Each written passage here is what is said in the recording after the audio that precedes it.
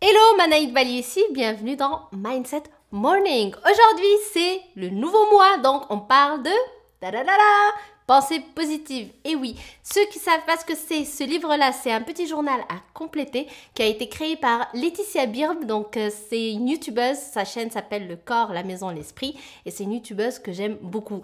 Et son livre, je l'aime aussi beaucoup parce qu'au fait, le concept, c'est quoi? C'est tout simplement chaque jour, tu prends le temps de répondre à une question et ça te fait au fait tout un tas de souvenirs, de pensées positives pendant toute l'année. Et en plus, tu fais ça pendant 3 ans. Donc, tu refais chaque année au fait pendant 3 ans. Tu reprends le livre et tu réponds à toutes les questions. Et donc, ça te fait voir le progrès que tu fais année après année. Et ça, j'aime beaucoup. Donc, je te recommande de répondre aux questions pour qu'on apprenne à se connaître tous les deux, mais aussi pour que toi, tu apprennes à te connaître et pour que tu puisses avoir tes propres souvenirs de pensées positives. Donc, on va commencer avec le 23 février parce que c'est là où on s'est arrêté la dernière fois. Donc, le livre me demande la dernière fois que j'ai embrassé un bébé. Et donc j'ai répondu, eh bien ça remonte parce que, ça remonte à quelques mois, parce que c'était lors de ma dernière conférence, il y avait une maman qui était venue avec un petit bébé de 1 mois. Et je me rappelle très bien, c'était vraiment une petite fille je pense qu'elle devait avoir 1 mois, 2 mois, toute petite, même quand elle pleurait parfois et on l'entendait même pas beaucoup, tellement c'était un petit bébé. Donc je pense que c'est la plus jeune des personnes qui a assisté à mes conférences jusqu'à présent. Ensuite, le livre me demande quelles sont les 3 choses que je veux absolument faire cette année. Et j'ai répondu accomplir le défi sur ma chaîne de 1 vidéo par jour. Donc c'est pour ça qu'on se voit tous les matins à 6h30 du matin. Ensuite, lancer mon programme cet automne sur l'atteinte d'objectifs, comment atteindre ses objectifs. Donc, c'est en cours, ça s'en vient, comme disent les Québécois, c'est pour cet automne normalement. Et ensuite, aller à New York pour mon anniversaire en octobre prochain. Donc, ce sont les 3 choses que j'aimerais absolument faire cette année et que je vais absolument faire cette année. Ensuite, le 25 février, le livre me demande « Je note tout ce qui remplit ma tête et que je voudrais vider. Est-ce que je ne me sens pas plus légère ?» Et j'ai mis « Oh oui, c'est une bonne méthode qui permet d'atteindre ses objectifs, un pas à la fois d'ailleurs. » C'est vrai, parce que, en plus, à cette période, je me rappelle, j'avais énormément de travail. Et donc, le fait d'aller au lit avec tout ce que tu as dans la tête que tu dois faire le lendemain, et tu sais, des fois, tu as 36 000 choses à faire et que tu sais pas par où commencer. Et en plus, ça paraît énorme. En plus, quand c'est juste dans ta tête, tu te dis, mon Dieu, il y a 36 000 choses à faire et j'ai que 24 heures dans la journée, je vais jamais y arriver.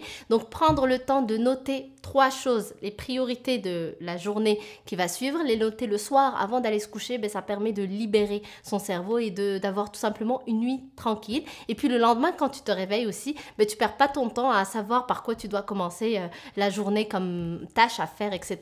Tu as tes 3 priorités, tu démarres la journée avec, et donc là aussi, ça te permet d'avoir l'esprit tranquille et d'avancer de façon plus rapide. Alors c'est quelque chose que je recommande, je l'applique parce que moi dans le journal de vie, mon journal de gratitude dans lequel je note mes gratitudes le soir et le matin, il y a une partie aussi dans laquelle il est suggéré justement de noter ces objectifs que tu as pour la journée d'après pour que le soir justement tu puisses te coucher l'esprit serein. Ensuite, le livre me demande ma dernière grande épreuve surmontée avec brio. Et j'ai noté ma surcharge de travail de cet hiver. Donc, pour ceux qui me suivent depuis longtemps, tu sais, dernièrement, j'ai eu un petit blocage du dos qui m'a demandé quand même de rester au lit 3-4 jours. Du coup, ça, en fait, ça s'est terminé comme ça, cette phase de surcharge de travail. Mais je suis quand même très heureuse de l'avoir dépassée et de l'avoir surmontée avec brio parce que tout simplement, j'ai atteint mes objectifs. Donc, j'ai réalisé tout ce que j'avais à faire dans les temps en plus.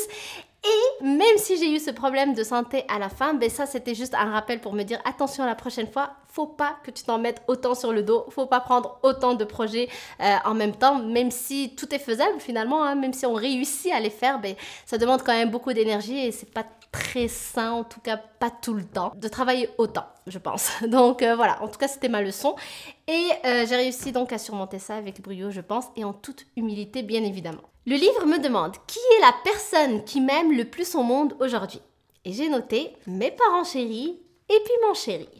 Et oui. Ensuite, le livre me demande si ce jour existe, en quoi est-il exceptionnel? Si ce jour n'existe pas, quelle aurait été ma journée parfaite. J'ai noté, il est exceptionnel juste parce que le jour existe, c'est-à-dire que je suis là, je suis en vie, en santé. Les gens que j'aime sont aussi avec moi, ils sont aussi en santé.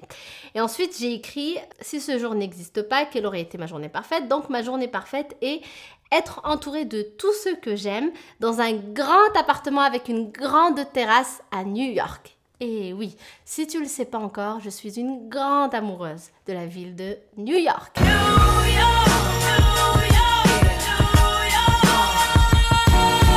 Voilà, si ça devait être ma journée parfaite, je pense que oui. Je pense que ouais.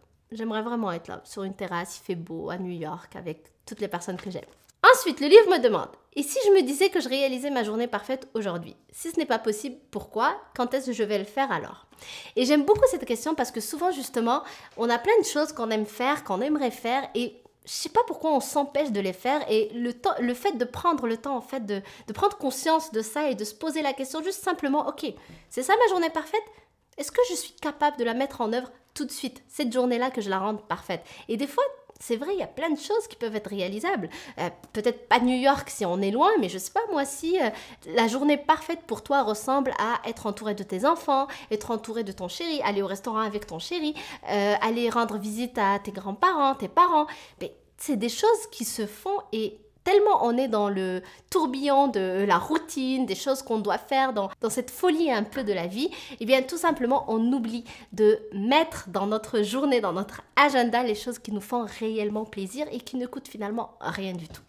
Donc moi j'ai mis que donc pour ma journée parfaite, comme j'avais dit que donc j'étais entourée des gens que j'aime à New York, ben là j'ai dit oui je peux le faire, je suis entourée déjà des gens que j'aime, mon chéri par exemple qui est avec moi tous les jours, on a la chance de travailler de chez nous tous les deux, donc on est auto-entrepreneurs et donc on a la possibilité de passer énormément de temps ensemble et ça c'est j'ai beaucoup de gratitude pour ça. Mes parents ils n'habitent pas au Canada malheureusement, mais par contre je prends le temps de les appeler tout simplement, donc pour rendre ma journée parfaite ce serait juste de prendre le temps de leur téléphoner et de prendre de leurs nouvelles. Aussi donc le livre dit quand est-ce que je vais le faire alors si jamais je peux pas le faire tout de suite? Mais tout simplement moi j'ai écrit je m'engage solennellement à passer une journée parfaite le 7 octobre à New York avec mon amoureux. Tout simplement parce que ça va être mon anniversaire et que cette année, comme je te l'ai dit tout à l'heure, un de mes objectifs c'est de passer mon anniversaire à New York. Donc on va voir si ça va se faire. Tu penses que je vais le faire? Tu me dis en commentaire.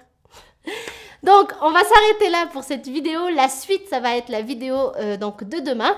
Merci d'avoir regardé cette vidéo. Si elle t'a plu, n'hésite pas à la liker. N'hésite pas aussi à répondre dans les commentaires aux questions. Comme je t'ai dit, ça va t'apprendre à te connaître toi-même. Ça va m'apprendre aussi à te connaître.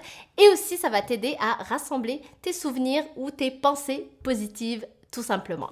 Donc, je te dis à demain pour la suite. Bye!